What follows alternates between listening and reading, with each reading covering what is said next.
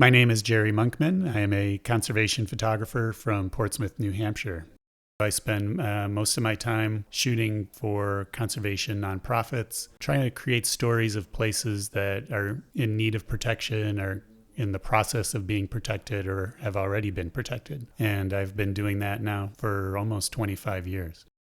My wife, Marcy, and I have written 3 books about Acadia, and the first was called Discover Acadia National Park, and it was the Appalachian Mountain Club's adventure guide to the park. And then we did a picture book on the park called Wild Acadia for the University Press of New England, where I did a lot of research and dug up historic photos from the park and then recreated them in present day.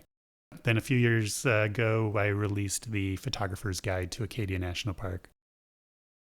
I was inspired early in my career by a photographer named Galen Rowell, and he espoused this concept of participating in the landscape. He felt that, the more he was out climbing and hiking and doing adventure things in nature, the better nature photos he took. And I found that really is the case. I find if I just get in my car and drive to the scenic viewpoint and stick my tripod down, it looks like every other postcard of that place out there. But if I spend a day or two out in the woods and hiking, spend some time away from your phone, away from the computer, away from the kids, be there in different types of light, different weather conditions. You do all those things and you start to see photos and compositions that you weren't seeing before.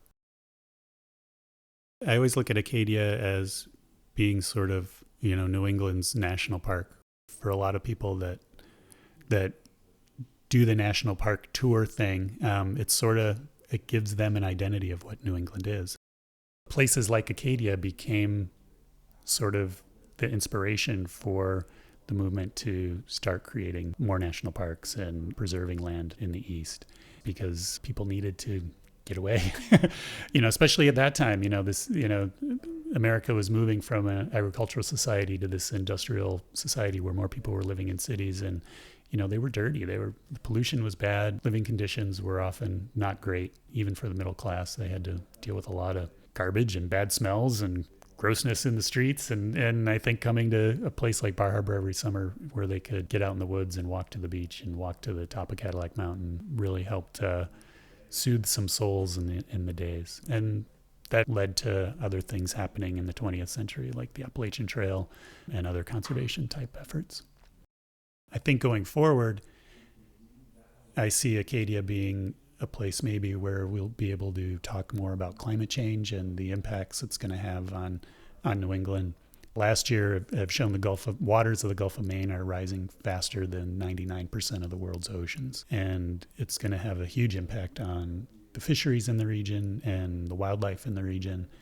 And, Acadia is a popular place. 3 million people go there every year, and a lot of them go out on tours to see wildlife. They go to see the seals, the puffins, they see the whales. And a lot of these things are going to start to feel the crunch of the climate change and the water temperature changing and the fish species changing. So I think going forward, it's going to be an important place for educating the public about what's happening in our world.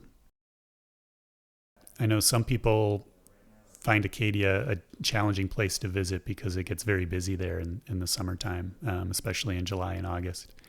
And I understand that, but I also don't mind it. I don't mind seeing people enjoying a beautiful place.